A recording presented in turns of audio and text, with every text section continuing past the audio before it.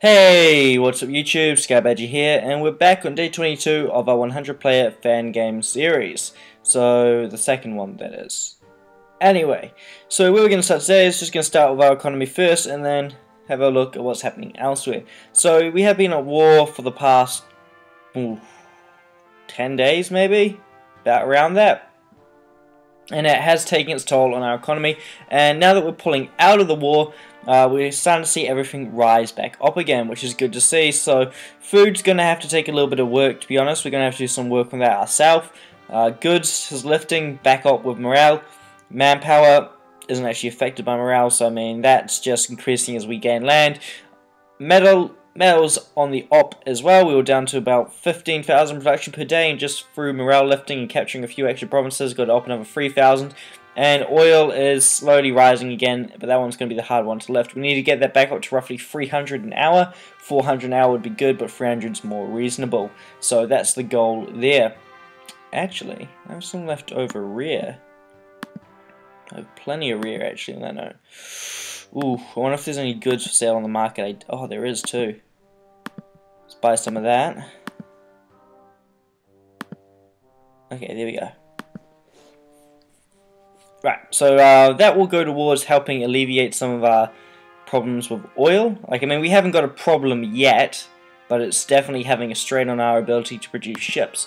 Every battleship we make and every carrier costs about 1,000 oil, so we're going to run out pretty soon, especially when I have to try purchase another battleship in 5 minutes and there's no oil on the market and a little bit of trouble there. So, yeah, that's what's happening at the moment. So we're not really building all that much. We're building quite a few airways, and this is in the land we've captured up in North America.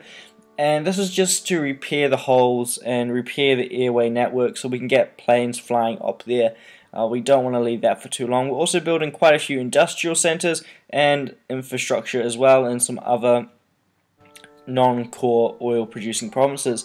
Now these do have pretty low morale, and once I do get them up to level 3 infrastructure, I am going to build forts on top of them as well to increase that even more. So that's our economy out of the way. In terms of what we're producing in terms of military equipment, we can see we've got an aircraft carrier, 2 battleships, and a submarine. Now at this point in time, it sounds like North Brazil is going to provide the naval forces for the Atlantic Ocean. Oh, what's that there? Is that one of his subs? It's a Spanish submarine right there. And we're going to focus on this side of the Pacific. Hopefully he doesn't forget about the southern area as well. So I'm going to have 2 fleets over here for the time being, and Alberta, okay. I wonder what happened to Alberta's troop that was there. I could have swore. Okay, it's because we don't have shared map anymore. So we're going to have 2 fleets over here for the time being, although I am going to build another at some point. Yeah, so we're going to have a southern and a northern fleet, one obviously for the south and one for the north. This fleet here is pretty much nearly done. We have got a few, well, we have got these ships moving in, as well as these battleships down here moving up to group up with it. So once those are in position, we will have a full fleet. Now in the coming days, we are going to upgrade our aircraft carriers even more. In fact, once this infantry upgrade is done, we're going to go back to them, and we're also going to upgrade tactical bombers, so that will enable us to put more craft on our carriers and we can use them more effectively. So North and South Fleet, and that's what we're building at the moment, as well as getting our economy back to where it should be. Now, morale will do it itself, but I would like to get goods production above 1,000. Same with metal, although obviously rising morale is going to get me across that point just fine. We do need to get there, and then we'll be able to seriously produce some stuff. So to help get there, capturing the Mexican capital will definitely get us across that line. Oh, can we capture that right now? Can we jump ahead? Nah, not close enough. And that will really push us up there and get us really close to where we need to be. So at this point we're still going and dividing up the land from Alberta. Now we've been reasonably nice to Alberta, and he's getting to keep a pretty good sized chunk up here. And we're also keeping Quebec around because Quebec has a navy, and it's actually a pretty advanced one. If we have a look at the tech levels, it's a lot higher tech than mine. So his cruisers are 3 levels up on mine, battleships 1 level up, destroyers are the exact same, but he does lack some very important pieces of equipment, like more destroyers, submarines. Has no submarines, has no aircraft carriers, and that is really going to make things hard for him, not having those pieces of equipment. So we do outclass him there, and we have more numbers, so his might be more advanced, but ultimately ours is more powerful. So yeah, there's not much more happening other than we're dividing up the land. We're going to move up to here, I think. I'll have to check the map, the division maps, and the Discord channel again and figure out what's mine. But I know that we're definitely getting to claim up to around here, so we've still got quite a bit more land to go, and yeah, with that it should push us back further up into the top 10. So we made the top 10 yesterday after capturing all the land. It was really close, so we only just jumped back in there, so we're only just top 10, and hopefully with the land we capture today it'll push us up into 9th place. I can't imagine we're going to jump. Actually, we might jump in front of this guy because he's under attack at the moment, so we might jump up into 8th place. Yeah, we could do that, but then saying that, yeah, so 8th place is the goal today, and yeah, it'll be interesting to see how we go with that. We should get there. Anyway, so let's do the round the world thing that I've been doing over the last couple of days. So I'll just quickly go back over what I've already seen, but I'll turn my round map off. So if you have a look at that, Texas is slowly being rebuilt. He's captured most of his land, and we're also giving him a chunk of, well, we're giving him Oklahoma, basically, to help out there. So he's slowly reconstructing and building up his economy again. He's got a lot to repair. His economy took a hard hit, obviously not having it for 5 days, well, more than that, like 10 probably.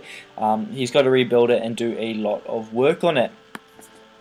So if we come further up, we can see that up here East Amazonia is grabbing his slice, and he gets basically all of this up down here and around here, and then everything above this point is left to Alberta. So Alberta came out pretty good considering the circumstances, but the reason why we've let him be is we have bigger and worse problems to focus with, and if we leave Alberta now, he should work with us in the future, and we've already accepted him as an ally and are making plans with him. Now, we are very wary of working with him, and we do trust him, but there's definitely a little bit of tension. Alberta is a very skilled player, and he knows his stuff, so we will be watching him very carefully to make sure he doesn't backstab us. The tactics he used against us down here were actually pretty effective tactics. The only reason we were able to beat him is this piece of land down here is really a giant choke point. We were able to force him into massive defensive stacks of infantry, and that really hinders his ability to work the way he likes. While up here at the moment, this would be perfect for him to counterattack against with his light tank and tactical bomber stacks, so he could just run right across this. I imagine if we had a fought on different terms, and if he had to go in troops into South America before we could stop him, this war would have gone very differently. So that being said, we do have to keep an eye on him, because there's no way with us moving our troops elsewhere we will be able to successfully defend. So if he does decide to backstab us, which I hope he doesn't, he seems pretty sincere, and we get the impression that he will uphold his end of the deal, we'll probably end up once again back down here in South America. But beat him once, we can do it again. So, anyway, that's what's happening there. Now, I'm not sure what's happening with Ontario. At this point, it sounds like he's getting pushed out as well, but I'm not entirely sure on that one, so I'm not going to comment too much on that. If we move up and around a little bit more and into Asia, we can see that this guy over here is having a bad time. So this is who I was talking about before when I said we might be able to get up into 8th. As we can see, he's been attacked by the United Kingdom, I believe that is, yep, and Kazakhstan. So the United Kingdom has done really well to actually make it this far around the world. I can't imagine these provinces here are going to hold at all, to be honest, because they're quite literally on the opposite side of the world. So good luck holding that. National China as well also seems to be in on things, claiming some bits of the land, and seems to be doing pretty well in that respect. He also appears to be war with Papua New Guinea, and if we come down here as well, we can see Indochina is attacking Borneo. So these guys are in for a hard next couple of days.